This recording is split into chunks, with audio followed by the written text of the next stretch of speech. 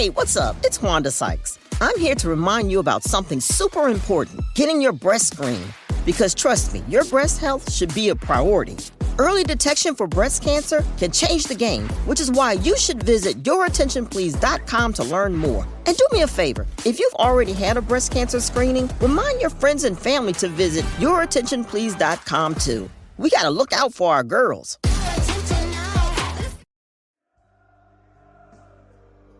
Achtung Millwall podcast supports the Lions Food Hub, dear listeners, and you can do too by getting yourself an Achtung Millwall t-shirt from noonelikes.co.uk, also known as Nolu Clothing.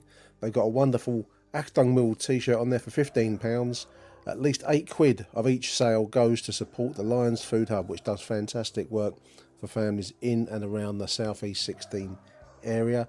Show your allegiances on the podcast front, dear listeners, by getting yourself an Achtung Millwall t-shirt, and by doing that, you'll support the wonderful, the brilliant Lions Food Hub. Noonelikes.co.uk, Achtung Millwall t-shirt, £15. Check it out.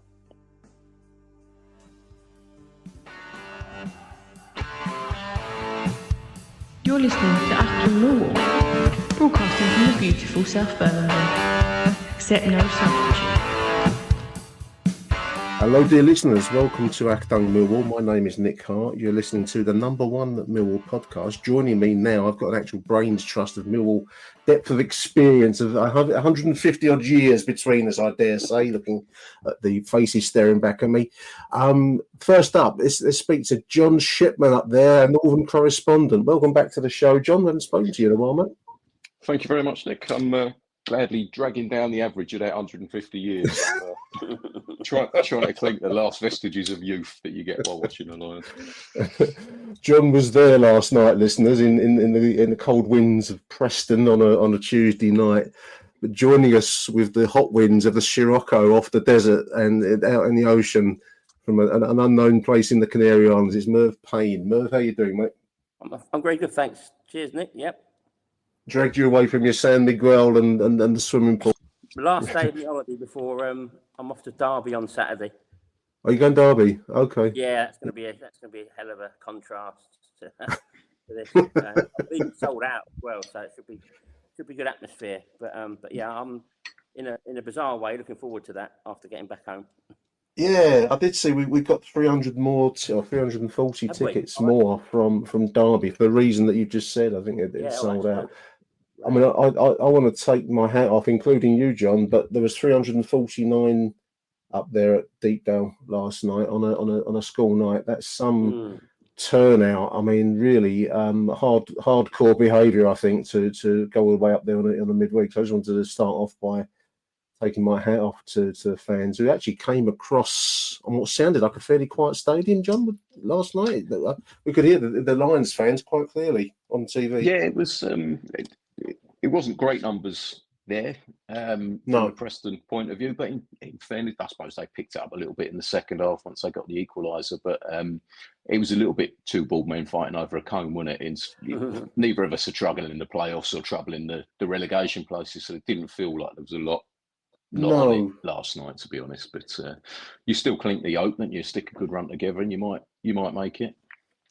Yeah, I mean, Merv, I got a strong end of season vibe suddenly over the club. I mean, I think it probably led on from Saturday's 1-1 draw at West Brom. I think if we'd have got a result there, then there might still have been a glimmer of end of season playoff football, perhaps. But last night just felt, I think, for both sides' point of view, just had a bit of an end of season feel to it. Would you say?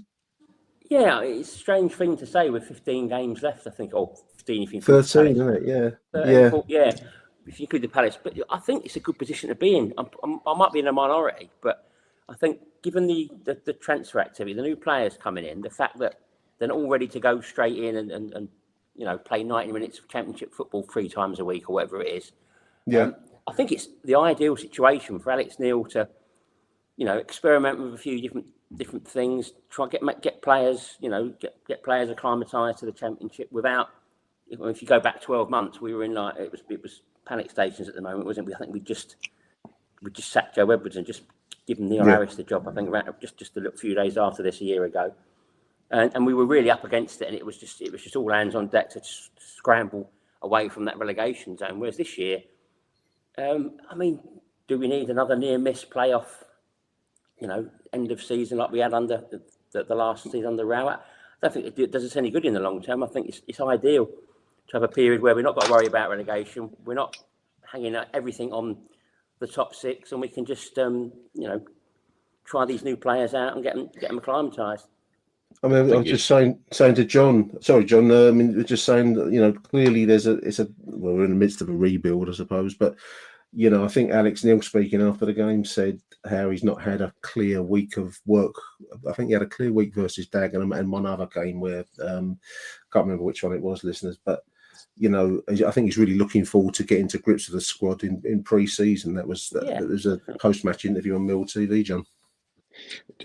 I think Merv's spot on there, to be honest. It's not something I'd thought about until he said that, but I think you're right there, Merv. This is like an extended pre-season now, isn't it? Let's be honest, none of us are going to turn away a playoff run if the stars align and we get there, but this is a chance to find out who's any good, who isn't. We've done most of our transfer business in January. I doubt we'll do the same level in the summer, but to be surprised. It's a chance for Rowett to find out who's any good, who isn't, stamp his mark on the team, and then get a full pre-season to really sort of drum it into people. And I think the alternative would be if we had have stuck with Harris. Harris always made it clear it was an 18-month job. If we were with Harris till the end of the season, then whoever comes in would only get a pre-season with the players and sort of have to go from there. So I think Merv's kind of spot on. I think that's a great point of view, that this is a real chance to look at everybody who's there, and there's a lot of pegs for the holes as well, aren't there? We seem suddenly winger heavy, and we're almost striker heavy, which is an odd position for us to be in. So there's a lot for Alex Neil to work on and decide what his best squad is, I suppose. I was quite struck in the post-match, Merv. Alex Neil said he wasn't aware that Ivanovic could hit the kind of free kick that obviously put us 1-0 ahead in the. It was a game of scant incident, listeners. So he hit the crossbar earlier on from a looping kind of header, but the goal on 38 minutes was really some strike, and Alex Neil wasn't aware he could hit the ball like that. I suppose that's takes you back to that kind of lack of clear weeks where you can work with the squad and see who can do what, Merv.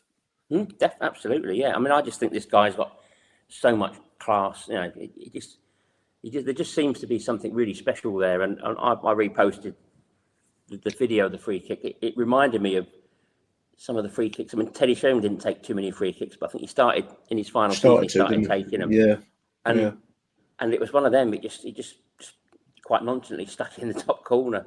He's got so much.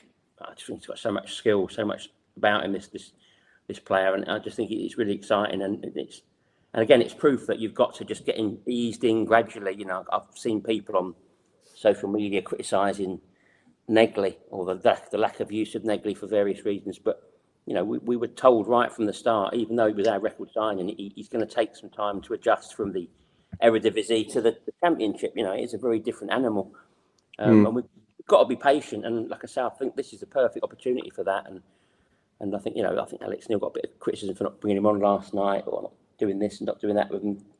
But these players aren't going to be instant successes. They're not going to be instant stars. They've got to just be moulded. They've got to work out the best way of playing them all together. It is a grind, John, isn't it? I mean, you're coming in from Dutch football and some of the other signings have not played that much. It's one of the reasons why they've come to us. And to suddenly switch to a Saturday, Tuesday, we were at Plymouth last week, Preston this week. These are long trips into quite hard conditions. I mean, both are freezing cold. And, to expect players to hit the ground running and keep running, I think is probably a little bit unrealistic. I think they had Negley stripped and ready to come on last night, and then I think Neil must have changed his mind, John. It's quite a strange thing, wasn't it? There was a couple of strange subs last night in that he brought on it was Honeyman and Saville with sort of 15-20 minutes to go, and we sort of thought, well, he's shutting up shop, he's happy with a draw. And then 5 minutes later he brought on Marku and Coburn, as if he was suddenly going for the win now. And I'm no manager, otherwise I wouldn't be working for a humble housing association, but it felt a little bit contradictory. But what I thought was really interesting was he brought Coburn on alongside Ivanovic, and my semi-trained eye, it looked like we'd gone 4-4-2. Now, if that's in Alex Neil's mind, that interests me, because the one striker up top, I'm not sure Ivanovic is necessarily that in the long term. I mean, if he's feeding off a big lad like a Coburn, and indeed the lump that they bought off or acquired from Middlesbrough as well is AJ Matthews. Yeah. So maybe that's in his mind, that we might see that between now and the end of the season as well. Just two up top from time to time, even if it's with half an hour ago chasing the game. Maybe there's a bit more variety to Alex Neil's formations than a kind of the strict formations that we became used to under Rowett and even Harris to an extent. Maybe there's a bit more imagination to it. We were quite rigid under those managers, Merv, weren't we? I mean, it was like one way, and that was all you're ever going to get. But there's a certain joy in my notes. I've got 4-4-2 and about 3 question marks next to it as Coburn came in last night, which was a joyful kind of series of question marks. I mean, some games are just not. I think Alex Neil said this after the game. I was struck by Reece Bangura-Williams. I was really impressed on occasions. And the same with Ivanovic on Saturday against West Brom, up against some seasoned, hard defenders there. Yeah. Looked a bit lost. I thought Reece looked a bit out of his depth there. I mean, it's the proverbial hard place to go, isn't it? You know, deep down on a cold Tuesday night is a tough place to go. But what I am liking, as John's just said, is Alex Neil's willingness to mix it up and react to situations. That's quite a revelation in Millwall terms. I think so, yeah. I mean, when he arrived, I think one of his first interviews, he talked about different styles of football, and he said he's not the sort of manager that likes to play 1,000 passes backwards and forwards across the pitch. But also at the same time, he's not a long ball merchant, but he sort of sees himself as something, a bit of a hybrid. I think he's happy. Some of the best teams in the Premier League, in Europe even, will go long every now and then if they feel the need to, or they'll play it on the deck. And I think it's nice to see that sort of flexibility. Like I say, I think Rowett and Harris had like a system, a one-size-fits-all, which is great. You bring players in, they know exactly what they're doing.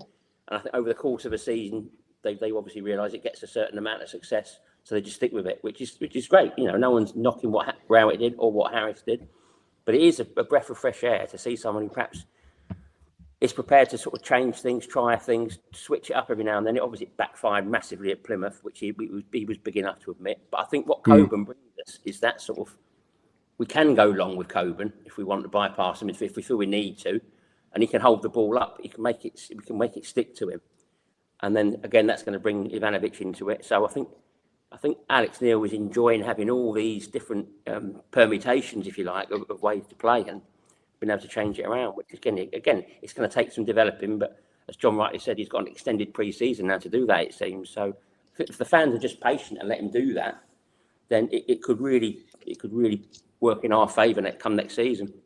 We are known for our patience down at Millwall, Merv, aren't we? One of the most well-known traits of the club. Yeah. I was really struck, John. I mean, I listened to, it was after Saturday's game, actually, the West Brom draw.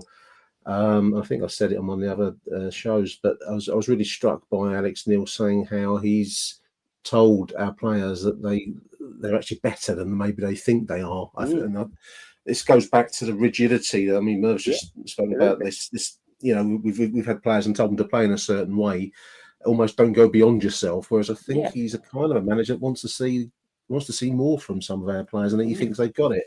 It's a big difference. I don't know if you've spotted this, gents. I'm sure you probably have. But when we're in trouble at the back now, it's not a case of lump it forward, hope for the best. And we still do that. Don't get me wrong, but that's normally when we haven't got a decent pass and the keeper's got it. We're still hitting it long then. But when we're in a bit of trouble, we're doing them triangle passes and passing around between 2 or 3 players to give a bit of space and build out. If he's doing that at the back already, and he's got what we would consider to be our lumpiest players at the back, you know, Cooper, for example, Camera, we don't really know what sort of player he is yet. Imagine if it can get that sort of thing working at the top end with your Cundalls and your Negleys and Bangura Williams, who's got a lovely touch on him. Fantastic football, I think, Bangura Williams. So yeah, if we can sort of translate that up and down the pitch, then we could be onto something. And I don't want to be too previous, but I've not experienced anything like this since Spackman. Now, Spackman bought a load of players, and it was an unmitigated disaster. What a choice! But this is the first time I can remember pushing a boat out, and you know, there's a different feel about this at the minute than there has been over a few years, and I'm bang up for it. I think we're in for an exciting season or two now. I agree. I mean, I suppose the only time I can think of that might match it, I mean, Spackman, I probably, I mean, that didn't work out well. So, and there was a different level. But I suppose, Merv, when we invested in the 87-88 team, I remember well, there was a buzz of excitement. And I was used to get the new shopper. I used to live in Orpington, and you get the new shopper and you'd read about Tony Cascarino. And this is a known goal scorer of Gillingham with a glittering, you know, goal scoring record. And then Jules Lawrence, who played with Southampton, and I think we've got Kevin O'Callaghan back as well. Came back, yeah, we did, yeah. And you just had this sense of building excitement that suddenly Mill putting money into decent players. Yeah, maybe this is a season we're going to go for it. And it's a rare occasion, rare occurrence at Millwall. But as John says, I do get a sense. I mean, we haven't seen Benny Benicio Botti. We haven't seen him at all. Yeah. And the other boy, there was a left back that we signed that isn't ready. So there's still a lot. There's a lot to unfold in this squad, I think, at the moment. It is an exciting time. It is. I think I've said it a couple of times. That it reminds me a little bit of the season before that promotion season, the 86-87 season, which was the Doc's first season, where we had a little spell just after Christmas where we strung a few results together, and we were even in with a chance of being in one of the first ever playoff places, and we fell away quite badly again. But that was obviously Teddy Sheringham. That was a season when Teddy Sheringham was just thrown in at the deep end, really. And I think he'd only played a couple of games for us under Graham previously.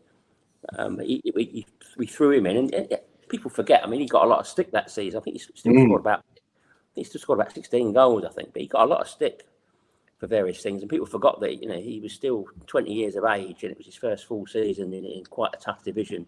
But that experience was vital, and I can see that hopefully being the same for Ivanovic. And of course, Doherty brought in Herlock and Jimmy Carter in that transfer at the end of the transfer window, when those the old days when it was at the end of March. He brought in Herlock, he brought in Carter, and you could sort of see the first sort of steps of that team being put together. And say that the signings of Kelly and Lawrence, Steve Wood and Cass in the summer were just the last piece in the jigsaw. We've basically got some really good quality wingers, shored up the defence a little bit more, and just gave Teddy Sheringham a proven sort of goal-scoring partner. Goal-scoring strong partner, yeah. And I'd like to think that perhaps we've already done a lot of that, what we did in the summer of '87 now, in the transfer window just gone. But, I don't want to get too ahead of ourselves. But it's just a matter that we are moving in the right direction. We had so many years where people so underrate. We did so well. We come so close to the playoffs. But we did that with loan players, and these loan players they were great. But then the season ended, and we thought that's a decent season. We finished 8th, whatever. But the loan players go back, and we start all over again. And you don't know if we get new loan players in. We sign a couple, and we start almost back to square one at the start of the season. And that cycle was really frustrating because you thought we're not actually progressing. But now you actually see us progressing and strengthening with permanent signings. And I think I said last time I was on, it might just be, I'm seeing more and more speculation every day about Tanganga. It might just be that he's the next sort of player that has to be sacrificed in order to bring in those extra players to sort of complete the puzzle, if you like. But it's going to be, we don't want to perhaps go too into that at the moment. But, I think it's fairly inevitable. He's obviously on a lot of clubs' radars. But rather than it being the sort of tragedy or that it used to be when we sell our best players, it should hopefully see another little flurry of new signings that will just push the team forward more. It's the planning for me, Merv. It looks like this is thought through in that we've bought a batch of players who sort of at that 24 range. So Connolly, Aziz, Nigley, they're sort of around that 24 age. Yeah. Then we've got another batch that are around the 20-year-old age, like Bangura, like Bailey Baker, the young left back that Nick referred to, AJ, who's a striker heir apparent. It's almost like they're planning yes, we might lose some of these, but then we've got the next batch ready to come through. And it's rather than panicking after we've sold them and just we've not seen that before for sure. No, it's very un-Millwall-like, John. It is. I'm almost scared, Nick. I don't know where. It's scary. I mean, just going back to Tanganga, I mean, I must admit, I wondered. So there's one or two have made mention online. He's not looked himself in the last, well, maybe Saturday. I don't know. I think he put in a good performance, but some people didn't see that on Saturday. But certainly the last night for the equaliser was an uncharacteristic weak header out, which allowed the striker to catch it right, and it was a dipping shot. And again, shame we couldn't maintain the lead for very long in minute terms. But I'm not sure that. Overall, I thought the defence was pretty good last night. Sustained a lot of, pressure from Preston, especially in the second half, without real chances. And I'm not sure, I don't know if you'd agree, John, that there's much that Jensen could have done about that dipping shot. It seemed to go underneath his hand, but I thought we performed a small miracle to get close to it, personally. But others see it differently. Yeah, Jensen's an interesting one. He seemed to split opinion a bit, doesn't he? And I think that's on the back of two decent cup performances from Roberts. But I think if we're honest with ourselves, I think the truth of the matter is there's not a great deal of resale value in Roberts because he's in his 30s, and Jensen on the other hand, he's in his mid-20s. And again, this is the strategy of the club. We stick with him because we want him to appreciate and value and do well. I don't think he's a terrible keeper, and I don't think he could have done much with last night. And as much as we sort of point the finger at him for maybe could he got it down soon or the rest of it, from where I would say he was pretty much unsighted. It was one hell of a hit as well. So one of those shots, I thought. Yeah, and he made a couple of saves as well. So the net, he's probably up on net last night. He did made a couple of decent saves, but in the first half, one sticks out. They had a shot on goal. They had a chance, Merv, about halfway through the second half, a shot over the bar where maybe another day it goes in the net. I don't know, but I thought overall we did pretty well because there was a lot of pressure from Preston, a lot of possession perhaps, but there weren't really that many chances in front of goal for them. And that reminded me of Saturday really, because West Brom had moments where they were pressuring us, but they didn't really carve out any direct chances in the same way. So I think the defence, for me, has been pretty sound this season. Yeah, it's a mentality now where we seem to we have to lay every time we can see it, we have to be somebody's fault. Which sometimes you've got to give the credit to the other team. I mean, if we just scored that equaliser last night, we'd have been raving about what a great strike, what a great goal it was, rather than saying, "Oh well, the keeper was crap anyway." So, but I think there's a bit of a scapegoat mentality now because Roberts has looked so solid. I just think Roberts is a different sort of keeper to Jensen. I think that's the top and bottom of it. But it's one thing playing well in a couple of cup games, but when he came on again, I think, was it a Pompey he came on towards the end, was it? Or at Luke, but I can't remember. He's played a couple of games, but when you're playing week in, week out, you scrutinise a lot more. And I think the knockers are a bit harsh on Jensen, really. I think, and we saw last year with Sarkic, it took him a while to sort of get bedded in, and ironically, just towards the end of the season, he started to look really. He's starting to look apart, hasn't he? Unfortunately, and it's players especially keepers, take time to settle in. He's got to be a bit patient, but I don't think he looks.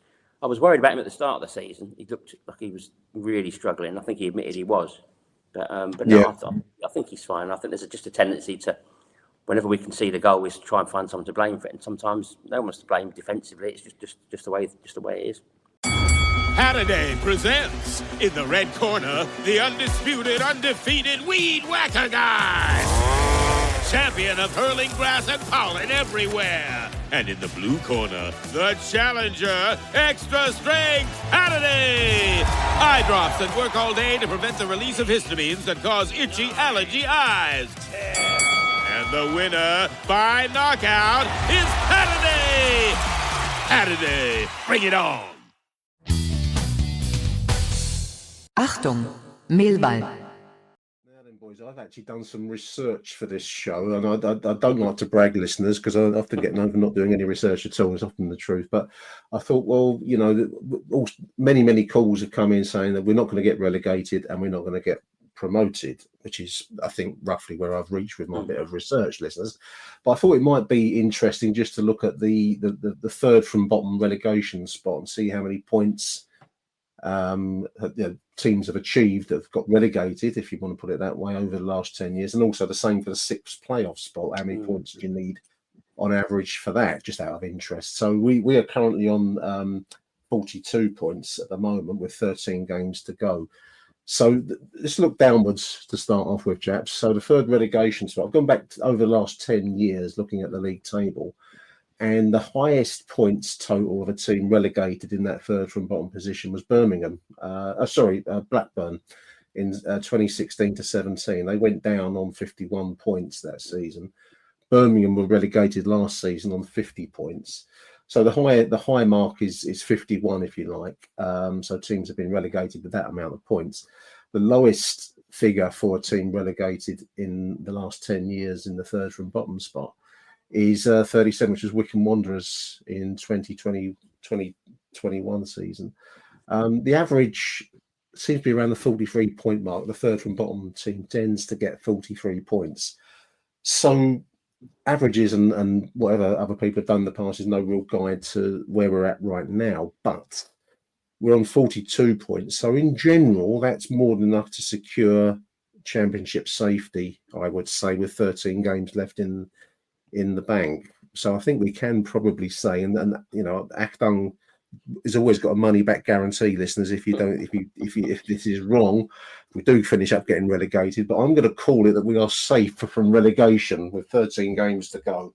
We are almost at the midpoint of teams over the last 10 years who got relegated, 43 points. Equally, unfortunately, the 6 playoff spots, which is what our target might be, the highest number of points for a team that got into the playoff zone was 80 points, and that was Fulham in 2016-17. So 80 points got them into 6th spot in that season. The lowest, which is probably we're clinging to, was Sunderland in 22-23, 69 points for Sunderland that season. So on average, the 6th spot in the playoff spot in the league table goes for teams with about 74, 75 points in general. So I think we are probably too far away from that. That's about 10 wins. Yeah, I can say you need 10 wins from 13, out of 13. Yeah. And I don't see 10 wins in our team. Do you? Yeah. In 13 to go, I don't see us winning 10. And similarly, if we can't get 10 points, we can't get 3 wins and a draw from our last 13, then we deserve to go down, really, don't we? And I can't see this team performing that badly. That's sort of the Joe Edwards era. It's very even if we get a few draws, we're going to go past that 43 mark. Yeah. I mean, that's, as I say, nothing's guaranteed, so you've got to keep throwing that caveat in there. So I don't think relegation is going to feature or should feature in our thinking. But equally, John, I think the numbers. I don't see a 10 wins in this side that's still rather feeling its way slightly. Do you agree, or was that overly pessimistic for you, John? So you've made me do maths now, Nick. I'm looking at the league table as we speak. Never trust my maths listeners, anything. Yeah, it's not my strong suit either, Nick, I've got to tell you. But just looking at the league table, 33 games, we've won 10 games, we've lost 11 games, we've scored 33 goals, we've conceded 34 goals. If ever there's a mid-table team, yes. That's probably it, isn't it? So I think so. The numbers reinforce that, really, don't they? I think we're probably all good to book our holidays to the Canary Islands, listeners. I don't think we need to worry about the Green Man or the other end pub. I don't know what the other one is called, Wembley Stadium. But it's just interesting to see. I mean, in general, 70-something points will get you in or near the 6th spot plus. And I just don't see that we've got that. I mean, if we'd have got a result against West Brom, I might still have been allowing myself the flickerings of a dream move, but I just don't see that this squad at the moment, at this stage of development, will pull off 10 wins out of 13, do you? You've got people saying, if we didn't let the league slip against Cardiff and West Brom and last night, that's an extra 6 points. But again, I'll go back to what I said at the start. Is it really healthy for us to be knocking on the door of 6th spot? Is it going to raise our hopes? And I think when you like to say that the hangover from that near miss under Rowett when we lost to Blackburn, that was horrendous. And obviously it was made far worse and put into perspective when the tragic sort of death of John Berylson a few months later. But that sometimes that can have a real detrimental effect It was on a real morale, I think. I'm only speaking from the outside, but I'm sure Alex Neil would say, no, it's neither here nor there. But I just think if there's no pressure on the players either way, whether it's relegation or playoffs, and he can pick his teams with a bit of freedom, and the players can play with a bit of freedom, and if we have to put up with a few freak results like the Plymouth one, then, so be it. I mean, again, I go back to the 86-87 season. We had some great results and we had some terrible results. Again, it was very much a mid-table sort of season, although we actually did finish. We had quite a bad run in at the end. I think we had a lot of injuries and finished not far off the relegation playoff place that Sunderland were in. But, it was a very beige sort of season. And I think that's just what we need. That's what Alex Neil and all these new players need. Yeah, agree. And also, a lot of players at the end of their contract, at the end of the season, so there will be a clearance at that point, and we'll see what we see who starts the season next year. I think that's a really interesting debate, Nick. I think the area we got an exciting group of attacking players. We've got a defence which, by a leave Tanganga and what the future may hold with him, we've already gone out and bought Kramer, who's currently filling in at right back, but he's a centre half. I'm sure there'll be others on the radar. The midfield is the central midfield, if you will, the classic midfield is the bit that maybe needs a little bit of surgery, because we've got Sav coming at the end of his. He's going to play fewer games than he's already played. We've got Honeyman and Watmore. I think Billy Mitchell. I don't know whether he's contractually, but he's he's featured the last couple of times. Whether he's seen as a long-term plan, I don't know. I don't know where he fits. And do we need a bit of a tougher nut in central midfield? I always sound like I'm harking back to the 80s, but do we need you want Hurlock back, John Shipman? I want someone to kick up in the air, Nick, and get the ball back and give it to someone better. Whether it's a Hurlock, whether it's a Jimmy Abdo, just get the ball off them and give it to someone better than you. That's what we're always crying out for, isn't it? So maybe there's a bit of work to be done in midfield in the summer, and I think the major departures, probably we know we were talking about. We talked about Hutch, Wallace, Sav potentially. I think a lot of midfield will go out the door, and we need to look at replacing some of that. That's great stuff, gentlemen. We've done half an hour speaking about a game. I thought if I can make 3 minutes out of last night's match, I would have done well. I really want to say thank you for joining me, from John from the northern part of England. Thank you, John. Very welcome, Nick. Thank you. And all the way from the Canaries and the Mistral, it's Merv. I'll be back in bleak Derbyshire on Saturday anyway. That'll bring me down to earth with a bump. Enjoy. Nice 3 points to cheer me up. Beat the holiday blues. Let's hope so anyway. Absolutely. And we've got some voicemails for you now, listeners, so stay tuned. We'll be back after these messages.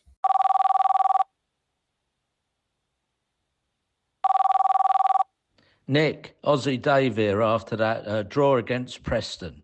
I think Bill Shakespeare must have seen the game, that well-known playwright and Millwall supporter. The whole game was much ado about nothing. Two mid-table teams seeking some type of successful formula. More about the match itself, just some random comments. Those question mark against Jensen, I think, were probably reinforced by that long-distance conceding goal and flapping at an earlier corner that was cleared off the line. I still think we all feel a bit concerned. Second one, Honeyman should not be taking free kicks or corners. They either don't get high enough or the right trajectory or whatever. And Bryant shouldn't be taking any goal potential free kicks. He keeps hitting that bloody wall. And talking with corners, we should stop their goalkeeper taking clean possession from corners. In fact, free kicks, corners, even since Alex Neil has come, we still haven't shown much new inventiveness and clever pre-planning. We've just seen to lump it around and hope for the best. Next point, Tanganga. I reckon he's lost his invincible edge the last few games. He seems to be bringing in some uncharacteristic errors, like the one that led to the Preston goal. Final comment, I want to commend Alex Neil. Last 30 minutes, he threw the kitchen sink at him, including 2 centre-forwards. Very un-Rowett or Harris-like, almost fainted. Though starting with a back five with Aziz at right wing back, I think that was a bit of a fizzer. So in summary, I think the playoff dream bubble has probably burst, And let me finish with another Bill Shakespeare. Better to have played and drawn than to never have played at all. Come on, you Lions. Big thank you to Aussie Dave. Gone all literary out there in the outback there. You have Dave quoting, I think there was Tennyson, wasn't it? About better love and lost than never to have loved at all, which probably sums up my Millwall supporting career, dear listeners. Much ado about nothing. I like that one. Jensen, yeah, I don't know. I mean, I know what you mean about some of the hesitation. I think it's a communication thing. Dear listeners, what do you think? He's flapped at corners, and I think that's all about communication, proper communication with his two big centre-backs, Jake and Tanganga, both of whom have been round the track many, many times between them. But for some reason, he does seem a little hesitant on that. That's something maybe that can be worked upon during the summer break or the pre-season anyway. I wonder whether the club will be looking at a replacement.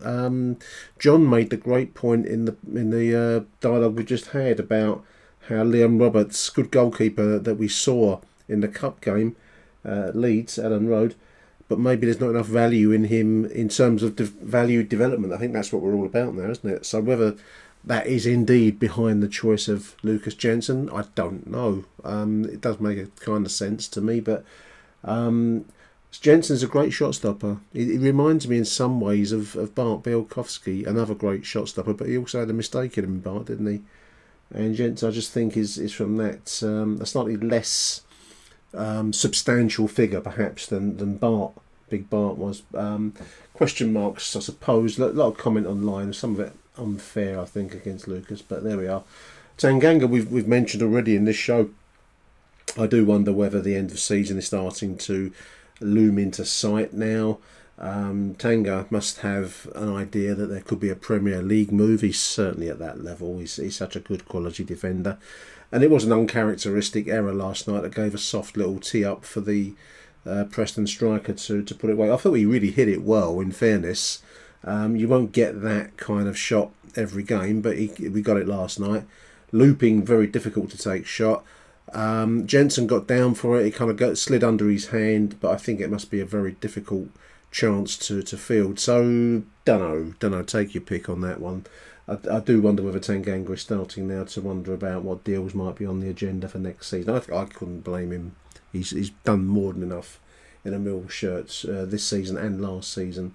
And I wouldn't begrudge him a payday, basically. That's what we're talking about, isn't it, listeners? Dave mentions Alex Neil. I really like Alex Neil. He has an honesty and a straightforwardness in his post-match interviews that's really refreshing. He says when he's made an error, and he basically sums up a game in the same way that a fan might do. I mean, he can see the same things that we do, and none of the corporate kind of self-serving kind of stuff that maybe we've heard on occasions in previous times. So anyway, big thank you there to Aussie Dave. I've got a few voice notes here, so I'm going to run a few together for you now, listeners. We're going to have Matt Richards, then we'll take an advertising break. We'll come back after the ads with Glyn Horner. Take it away, Matt. Nick, Matt Richards, just after that game's just finished. Yeah, 1-1. Yeah, good to get a point. It's funny, isn't it? That wasn't a great performance, was it, by us? So you're kind of well happy with a point, and then we got a point Saturday when we played a lot better, and that was a good performance. And you're a bit disappointed, aren't you? But yeah, it's. I thought first half we weren't too bad, but second half, even though we had about 5-10 minutes when Coburn came on, we seemed to perk us up a bit and push them back. But after that 10 minutes, again, we were just under the cosh, really, and we're holding on, weren't we, by the end of the game? Formation, it seemed to play like three at the back first half, and the players, you got Aziz down the right, Kundal, I'm not sure if he's suited on the left. Bangura Williams kind of struggled tonight, didn't he? You can see what Neil was trying. He's trying different stuff, and I like that. He's trying different stuff with players, which he's still getting used to. But I'm not sure if it came off tonight. I suppose you could say it did because we got a point, but the way we were holding on and we didn't threaten them all match. I don't think we really had a clear-cut chance. I think Coburn in the second half, when he broke through, Aziz some long-range efforts, but apart from that, it's just free kicks. So, look, not going to be not going to be disheartened at all. Actually, it's a point away. Hopefully we can do better on Saturday against Derby. Maybe able to get a win or something. Just want to look a bit more fluid. I think as a team, perhaps keep hold of the ball a bit more as well. I suppose we've got different players coming in. Connolly came on at the end. Negley didn't come on at all, so maybe we'll see more of them on Saturday. I thought players, man of the match, different guy. Actually, man of the match, I can't even think really. I think Kundal did okay. Billy did okay. I think for their goal, Tanganga just misread the bounce, didn't he? And then so it's a poor header, and he's just hit it. And should Jensen done better? I mean, the bounce got him, didn't he? It was straight at him, but the bounce got him. But he probably should have done better on that. And he looked dodgy in crosses. I wouldn't be surprised if Roberts comes in on Saturday. I don't know. It's a big call. I mean, I personally play Roberts, but it's a big call because he's dropping Jensen. So he might do it. I think he should. Aside from that, it's not really much to say really. Good point away from home, and I suppose the final thing is it's really good to see Josh Coburn back, and he's not injured yet, so that's really positive. Long may it last. Let's keep your fingers crossed. Cheers, Nick. Come on, you Lions. Oh, Nick, me again. I didn't even mention the fact that Mihailo Ivanovic scored a brilliant free kick, did I? So, what a great free kick. How good is it that we've got somebody who can score direct from free kicks? Well, we haven't had that from Fleming, and most of his were deflections. So, brilliant goal. Let's have another one against Derby on Saturday. Cheers. Come on, you Lions. Achtung, Millwall. Hiya Nick, Glenn here. Just calling after the Preston game. So, I think first of all, I wanted to just congratulate Mihailo Ivanovic for taking the ball off Joe Bryan and having the sort of guts to stand up and take that free kick. I mean, Joe Bryan actually had a pretty decent game. I think him and Cooper are really working well together as a pair at the back there. But he's hit the wall twice in a row. As we know, our free kicks and quality of free kicks has been, below acceptable for some time now. So good on Ivanovic for stepping up and taking that responsibility. And what a strike! That was terrific. So, Joe Bryan, he did hit some really good and has recently hit some really good crosses from open play. But I just think when it comes to free kicks, is he really the right guy to be taking them? That's good for him. I think on the right hand side, Kramer had a good game. Seemed to be sort of almost back to his form when he first broke into the team. So that was really good to see. I think in some ways he was covering a bit for Tanganga, who looked to me like he was getting caught out of possession a few times out of position, I should say. And Tanganga, this is splitting hairs maybe, and probably a bit unfair. But for me, he set such high standards. He's not really quite been up to those standards in the last 2 or 3 games. He's still a very good player, mind you, but I just don't think he's quite at the level that he set himself. So it'd be interesting to see if there's something behind that, whether he's carrying a knock or something, or just trying to be more expansive. Maybe he's been told by the manager that's what he's got to do. And then finally, when it comes to defence, I've got to say, I think Jensen should have done better with that shot. It was from distance and it was dipping, which I know all goalkeepers hate that. But he seemed to make his ground, but just dive over it. So it's almost like he misjudged the flight of the ball. I don't think it deflected off anybody. I might be wrong on that.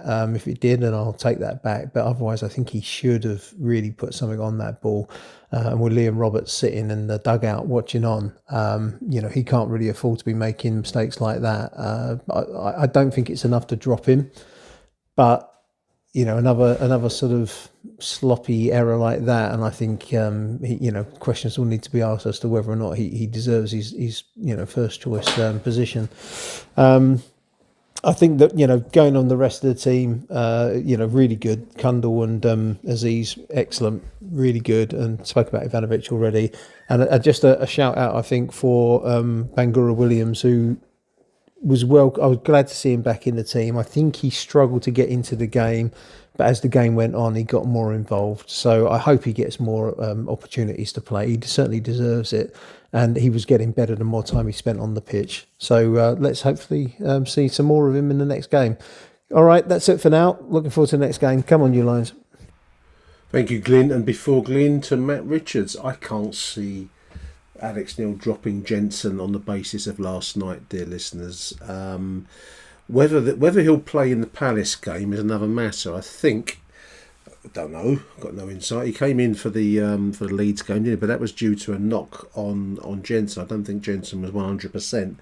But he did do very well in the cup game. I wonder whether Neil might play him at Palace. It's a one-off. Our season really comes down to the cup run now. Any interest, I mean. It's going to be a very difficult game to go to Crystal Palace. I know that there's already plenty of bluster and hot air flying around, especially from their side online. But it will be a difficult game because equally they're in a position in the Premier League where they're certainly not going to win it, are they?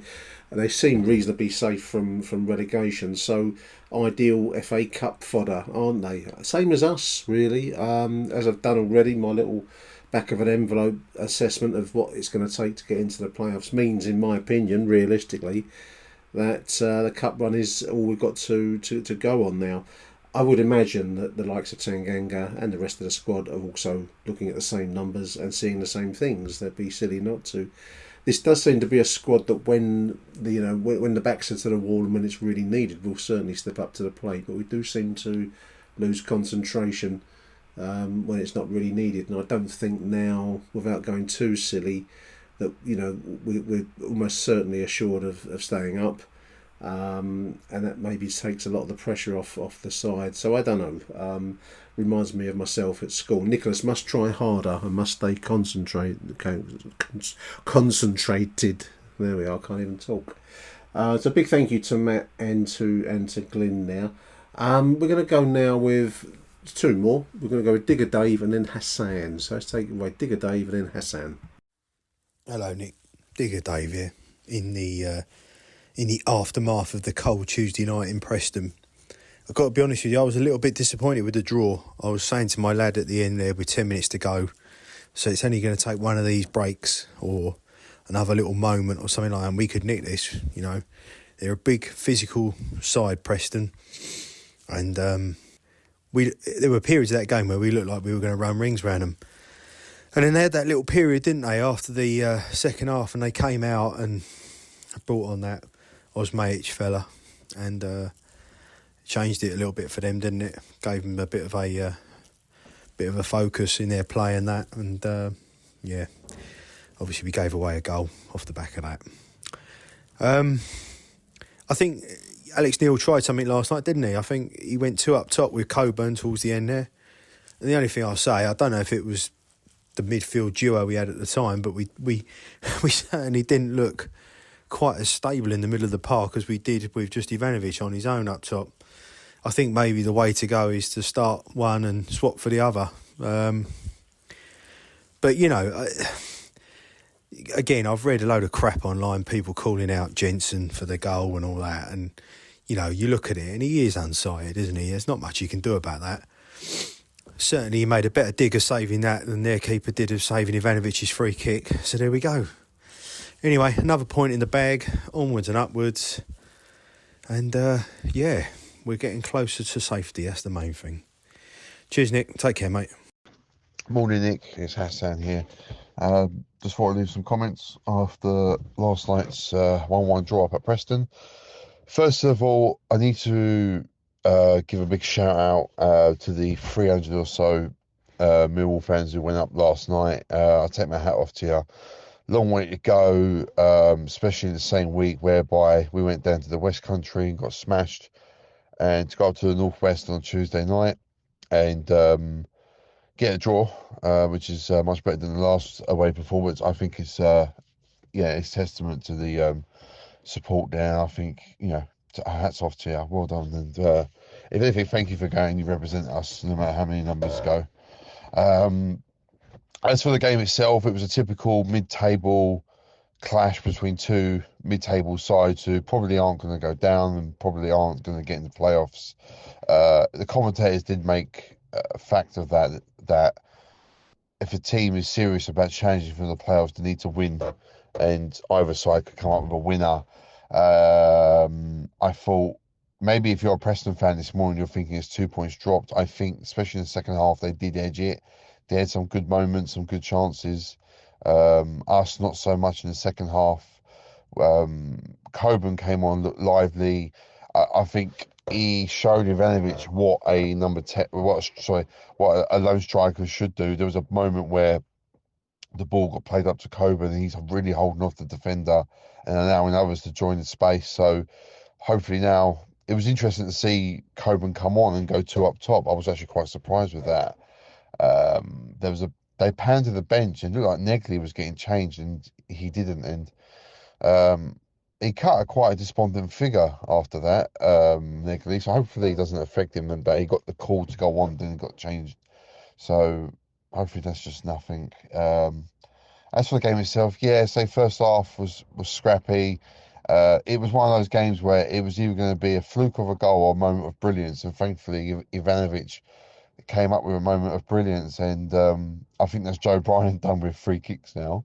I believe, I haven't watched the full interview, but I believe Alex Neil come out and said that he didn't know that Ivanovic can strike a free kick like that, which is quite surprising. Obviously, when it comes to, I don't know what they do in training, but if they're practicing free kicks, I'm assuming Mihailo is not knocking around there, but he started to turn into a striker who can score all goals now, which is a brilliant thing to see. He can head, he can shoot from outside the box, he can do cheeky little chips, and now he's got a free kick in the locker. So he's slowly getting there, which is really good to see. I thought Joe Bryan actually had a very good game, defensively sound, contributed what he could going forward. He's looking more confident as a defender with every game. I know he's had a few shaky moments. He didn't score an own goal, which is always positive.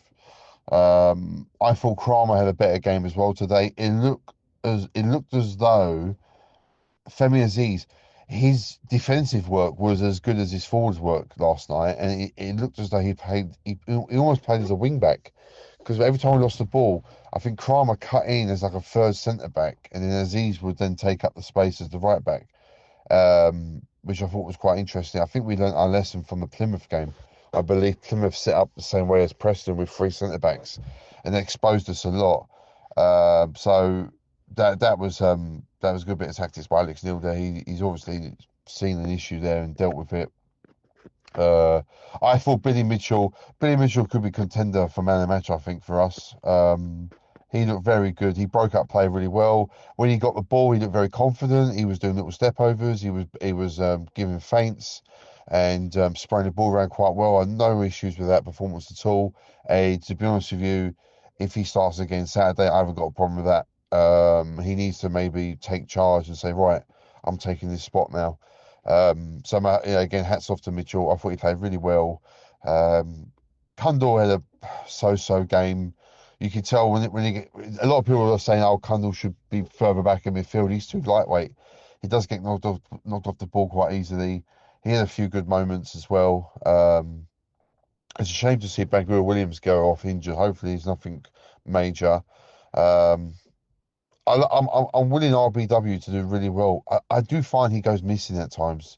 Even when he was going through that really good patch, he's a match winner.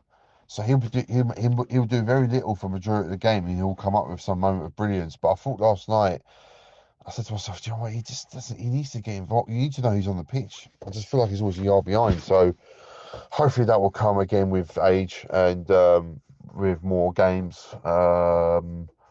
Good to see Emeka get off the bench as well, get some minutes. But overall, I always try and look on the positives. I think it's a point gained instead of 2 points dropped. another point closer to safety. That's the first priority. Playoffs is always going to be a pie in the sky type thing. I think if we're serious about it, we need to consistently win games, and we did for a short period, and now we're dropping points here and there. But I'm not letting it get to me. I think this is a work in progress. It's a project. We've got a lot of new players, new style of football, new manager, and I'm happy just to see this. If anything, Nick, I'm sure you'll agree with me. Let's see what the FA Cup does. End of the day, when we went there in 2004, that cup run, it was like, all right, keep winning. That season was different because as much as we got to the FA Cup final, we could have easily gotten promoted. Whereas this season, if we can just not lose in the league and keep grinding results out, and we do well in the cup, what's to say we can't get to the semi-final? You know, end of the day, we're only a couple of games away, and if league safety is assured quite early on, fuck it, go for it. You know, we've got the Nigels on the first, if we can get through them and still keep picking up points in the league, fuck it. Let's get to the semi-final. Let's get to the final. You know, end of the day, if we've got nothing to play for in the league, let's go for the cup. But yeah, again, you know, another positive performance, I think, and there's another point on the board. I do like to think we should go to Derby and win, but they're going to have that new manager bounce. It's John Eustace's first home game. I know they got battered in the last game. They've had a longer break than us, that's for sure. They played. Derby played Friday night and got smashed at QPR, so that's going to be interesting. But you know, we don't do particularly well against teams in the bottom side, in the bottom half. Saying that, we did go Pompey and Luton and win, so there's no reason why we can't go to Derby and win. But otherwise, all the best, over and out. Sorry, Nick, there's another thing I want to add actually about the goal that we gave away. I don't know what Tanganga was doing. I think he had an off moment there, but he was flailing around all over the place, and a bit of poor decision making to do that header and allow them to get in. And as for the goalkeeper, I haven't been one to slag off Jensen, but I think I want my goalkeeper doing better than that in that situation. I think he should be saving that. It was quite close to him looking at the replay. Maybe he was unsighted, but I just find the defence, I just find it a little bit shaky at times, you know.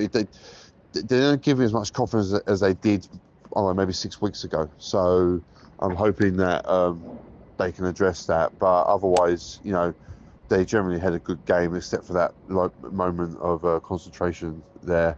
Again, it's a cheap goal to give away. I think that's the most annoying thing. We're not getting undone by moments of quality. It's just poor decision making, be it an own goal, be it what we saw last night, which is a shame because overall, defensively, we were pretty sound. But I just feel like they need to nip it in the bud a little bit open at times. Cheers, mate.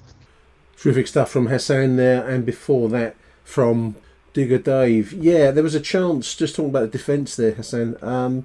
I thought we looked a little shaky at times. We rode our luck. That said, we endured a lot of possession and pressure thereof.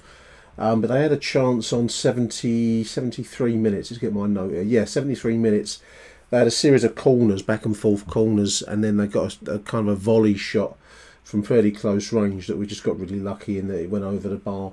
And in the first half, I think it was Jensen who had we had a header cleared off the line from Jensen, not dealing perhaps with an incoming corner, but he did make a good save earlier on. So he's a bit of an enigmatic figure, Lucas Jensen. I wonder whether we will be looking at the defence more generally. I would hope so over the summertime.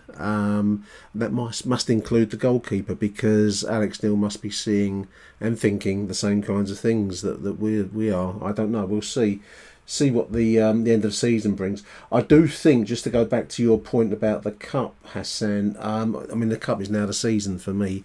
I've already called it that we're safe. I've called it. It's on me if we go down. I think we've got enough points now. We should get enough points out of the last 13 to claw us far enough away from any possibility of relegation. The average points total, as I said already when I was speaking to John and to Merv earlier on, the average figure to get relegated in the last 10 years in the third from bottom spot has been 43 points. And we're on 42 now, so I can't believe we won't get to at least the high 40s, and in general that's been more than enough to see you safe. Nothing's guaranteed. I know that before any of the pedants out there come back to me by email and say nothing's guaranteed, Nick. Aziz, he is some player, Hassan. I've got to say, Femi Aziz is one of the most astounding turnarounds in a player that I've seen. I think, I'm thinking of the likes of Richard Sadlier now, and probably the young Teddy, in the sense that when Aziz first came to us, I've said it before, I will say it again now, I really wasn't impressed, and I think I couldn't see what we'd signed, or what was what he was about. But the turnaround now, I mean, when we lost Romain Esse, I did fear for our creative input into the team, but my word, we've more than replaced it with Femi Aziz. What's turned him around? I understand that he's a settled young man living in his own place with a settled young lady in tow, and that makes a big difference, and that seems to be what's turned his life around, and good on him. We like to hear that kind of thing. He's certainly an amazing player.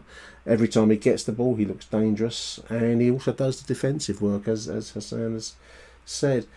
Just one other point that Dave made about the two-pronged striker attack. 4-4-2. I think you've really got to be, have 4-4-2 kind of soaked into your DNA.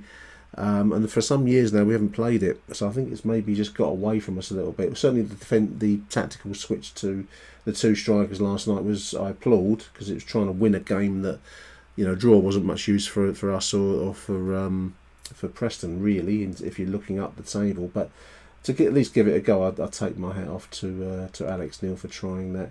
The Negley incident was strange, because he was ready to go and then he was put back on the bench again. Don't know what that was all about, very odd.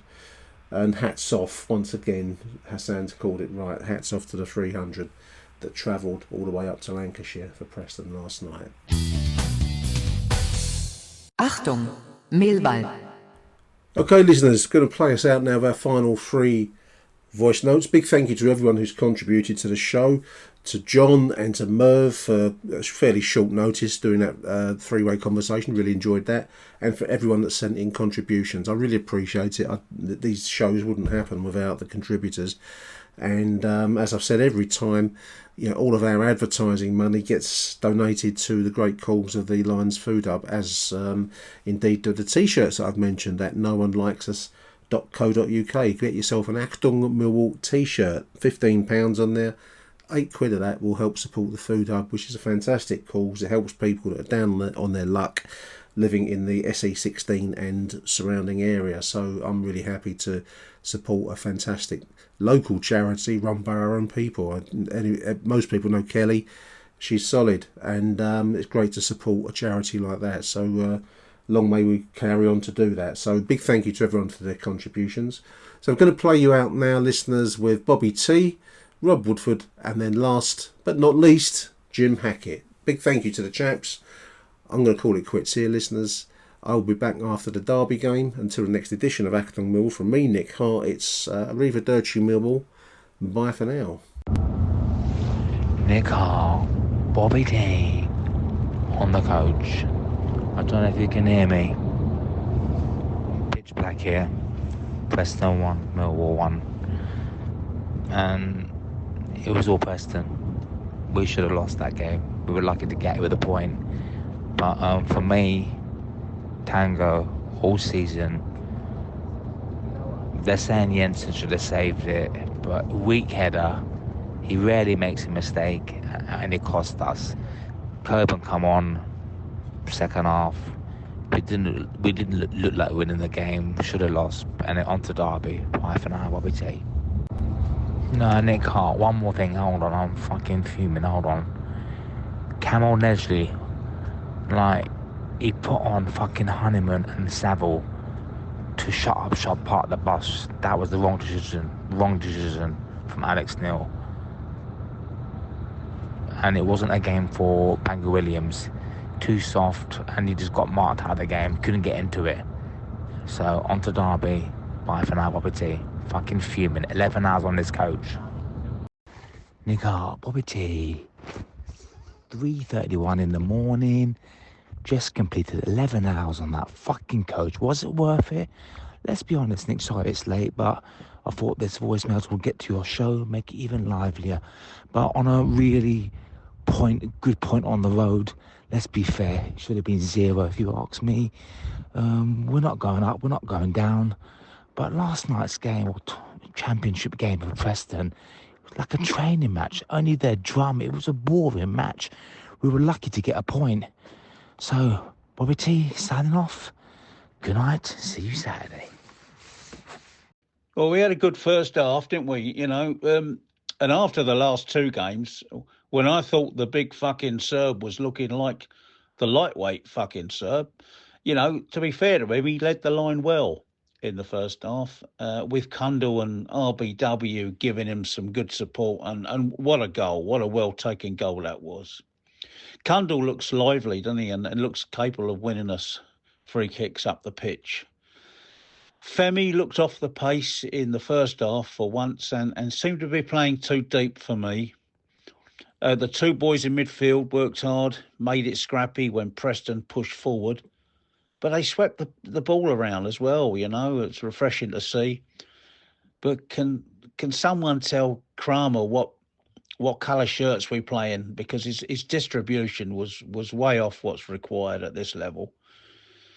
I couldn't work out what Ron Weasley was doing on the touchline for Preston. And then I saw that Paul Hecking backside was up in their equivalent of bird shit corner, but it looked a bit tidier than your one, Nick. Second half, a very rare fuck-up from Jaffet led to the goal. And we lost our shape, I thought, once RBW was forced off. But we went brave with twin strikers and we conceded ground in the pocket, which let Preston back to the game, I thought. But it was good to see Coburn back. He's an outlet and he holds the ball up, shields the ball well. Very much like Chris Wood used to for us, or the fully developed Richard Sadlier. Could say that was a fair result, because we ran out of steam in the end, and it was a good point, I thought. I thought the co-commentator Simon Grayson was an upgrade on the last one we had down at Plymouth, when Spurs fan Terry Gibson sounded out of his depth in the Championship. Well, that was our game in hand played, and another point, not just towards safety now, but a mid-table finish, hopefully. Let's get them in singles, especially as only one of the next 4 league games is at the Den. And I thought another honest appraisal from the gaffer after the match, in his post-match interview. And altogether, I thought a nice bounce back after the Plymouth embarrassment. Come on, you Lions. Listening to interjection, I wasn't going to make any more comments, but Rob has sparked my my memory bank, the commentary team last night. I didn't know that was Simon Grayson, Rob, that was on the co-coms. The poor quality of the commentary is something else. Actually, the co-commentator had more knowledge than the lead commentator, because at the start of the game he referred to a player called Liam Cooper. I don't know which player that was. And he mistook Kundal for Femi Aziz. And that was about halfway through the second half from memory. So, it's I can forgive anyone not knowing players. God knows I've miscredited Kramer for the cross on Saturday for the goal, when it was, of course, Femi Aziz, a much mistaken boy, it seems. But the poor quality of these Sky commentary teams never ceases to amaze me. I am available, Sky. I'm available ESPN if you had, because I was listening to the ESPN coverage of the Leeds game. I will do it for, reasonably large sums of money. I am available. So if you want to hit me up, I'll give you neutral and unbiased views with a Millwall tinge. Anyway, onwards with the final voicemail, which is from Jim Hackett, regular friend of the show. Jim, take it away, Jim. Well, Nick, Jim Hackett here. After last night's draw with Preston, I thought overall, I think we probably did enough to have won the game, but at the same time, I think we'd have took a draw before the fight, or before the game started, and we ended up coming away from Deepdale with something which, in past times, possibly those sort of games would have either caved in or got nothing from. So overall, I won't moan about the draw, because it's another point towards what we consider to be safety, and hopefully, takes us that further touch away from all the teams that are struggling at the bottom. The team itself, I think the only sort of not issue I had, I think it's a strange one, but when he put the team out, on paper it actually didn't look too bad. But I think when he actually put them on the pitch, then it looked a really sort of disjointed formation to me. I just didn't quite get it. And I know we had Aziz on one side and Brian on the other, and the three centre backs, which again I could live with that. It was the rest of the players that seemed to be all over the shop that didn't seem to sit right. I think Kundal, you know what his qualities are, and why you would stick him out on the left-hand side to try and act like a winger. That's certainly not what he is, and it didn't seem to work real well. And then you had Bangura Williams on the right-hand side, who I thought struggled to get in the game and probably didn't do anything last night to help his reputation, because he didn't contribute. Well, his contribution was very little, and then that bit of petulance that he got when he got booked, I thought, that's where he's got to learn, and that's where he's got to get the experience. Other people around him have got to make sure that he learns from that, because it's a shame if he sort of goes off the radar through, not temperament, but just, expectations, I suppose. But we'll see where that ends up anyway. But with his injury, I suppose it just gives Alex Neil a couple of weeks of, not having him in the thought process going forward. I thought everybody else played quite well. I mean, the free kick was absolutely blinding, wasn't it? It's come out of nowhere. Nobody expected it, and it just shows that within that player, there's some confidence in there, and the fact that he smashed it so well, and his technique obviously is someone that's very good. So hopefully, not the last one we'll see of him, but I do think with Ivanovic that he will be a better player coming onto the pitch, to replace Coburn than the other way around. Because I thought once Coburn came on, we went through that little period after we gave them a goal. Once Coburn came on, we looked a lot more dangerous. We looked, going forward, we held the ball up better. We got players closer to him and Ivanovic at the time. And I just thought we looked like we might just nick one. And then obviously the other changes came, and it sort of went back to what it was. But overall, I'm not going to moan about the result. I'm not going to moan about performance. I thought we played quite well. All the Brian haters probably hated it because they had nothing to moan about last night. I thought he played very well again. I can't think Cranmer played extremely well. I thought it kept us in the game at different times and just looked good pushing forward. I think if there was one of the back four that didn't look, or the back five that didn't look comfortable last night, it was Tanganga. He just didn't seem to get his head onto anything with any purchase, and it just, I don't know. I think he's going to have ups and downs as well, like everybody else. So maybe we expect more from him all the time. But the rest of them, I was quite happy. The subs that came on, I think Saville still struggles for me, and I don't think it's a freshness or energy levels. I think he's just struggling, physically at the pace as expected. And he made a couple of tackles last night, but then he went missing. And I think Honeyman's the one that does all the buzzing around. But for me, George Saville just looked a little bit off the pace. I think Alex Neil will have to work out his best sort of striking options, because those front four are important to us. And I think somewhere in there, Kundal, Connolly and Bangura Williams are probably vying for the same slot. And then you've got the strikers, you've got Coburn, Ivanovic looking for the same slot.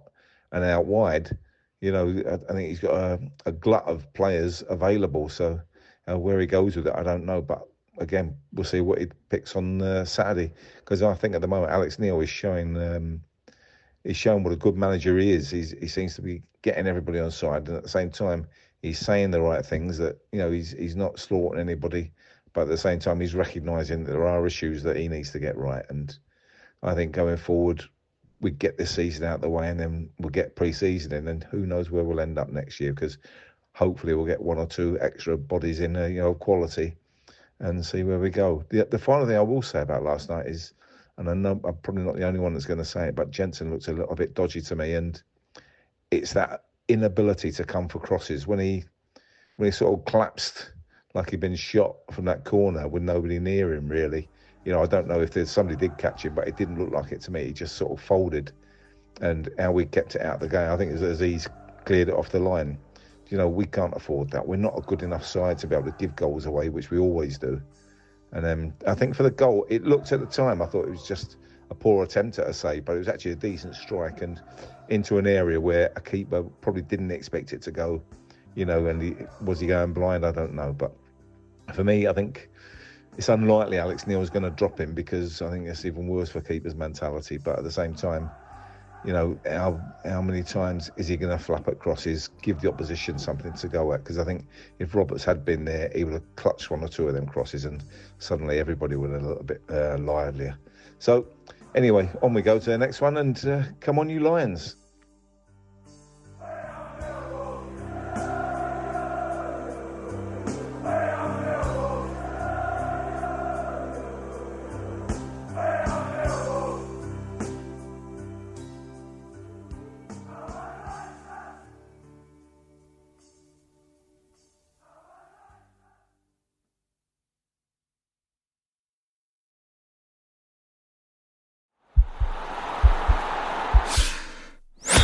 This podcast is part of the Sports Social Podcast Network.